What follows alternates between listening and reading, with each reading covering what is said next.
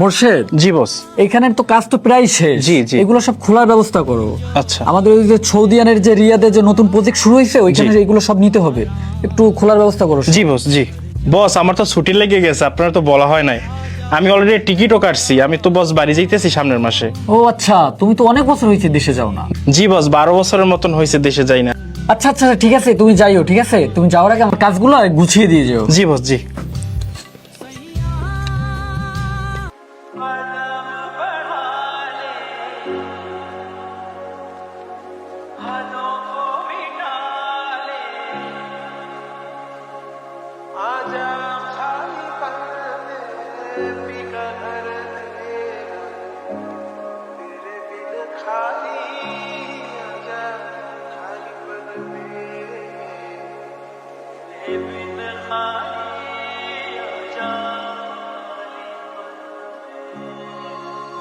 Hello আব্বা, আসসালামু আলাইকুম।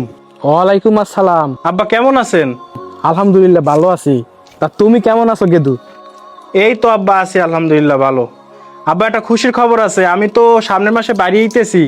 আমার তো সামনের মাসে ফ্লাইট, আমি টিকিটও কাটিয়ে লাইছি। ও কি বাড়ি আও? তাই এই যে প্রত্যেক মাসে কিস্তি এলারা বাড়ি খাইতে কিস্তির লেগে কিস্তিগুলো দেবে কেডা? কোনো হুশ পইরে না আছে তো?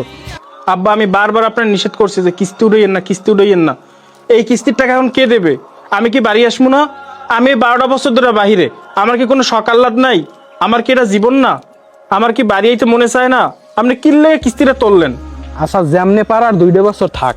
আব্বা আমি প্রতিবারই যখন ছুটির কথা বলি তখন আপনি বলেন আর 2টা বছর থাকতে, আর 2টা বছর থাকতে। আমি এই 2টা বছর থাকতে থাকতে আমার একটা যুগ হয়ে গেছে। আমি কি না করছি? আমি আমার 2টা বোন বিয়ে দিলাম, আমি ছোট বাড়ি একটা ব্যবসা ধরাই দিলাম, আমি বাড়িতে ঘর তুললাম। আর কি চান? আমার হাতে কি কোনো টাকা আছে? আমি যা কামাই করছি সব তো আপনারা দিছি। আর আপনারা কত কিস্তি তুলবেন আর কত কাজ করাইবেন, আর আমি কত টাকা দিমু? আর আমি কি টাকার মেশিন? আর কত লোন লইলে, আর কত আপনাদের টাকা দিলে আপনাদের টাকা ঠেক সারবে? বাবা আমার আর বাড়ি আসা দরকার নাই, কারণ আমি তো টাকার মেশিন।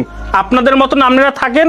আমি যখন 12 বছর বিদেশ থাকতে পারছি, আমি আমার জীবনটা বিদেশে কাটাই দিতে পারবো না। আমি আর বাড়ি কোনো টাকা পয়সা দিতে পারবো না আব্বা। আপনাদের মতন আপনারা থাকেন, আমার মতন আমি থাকি।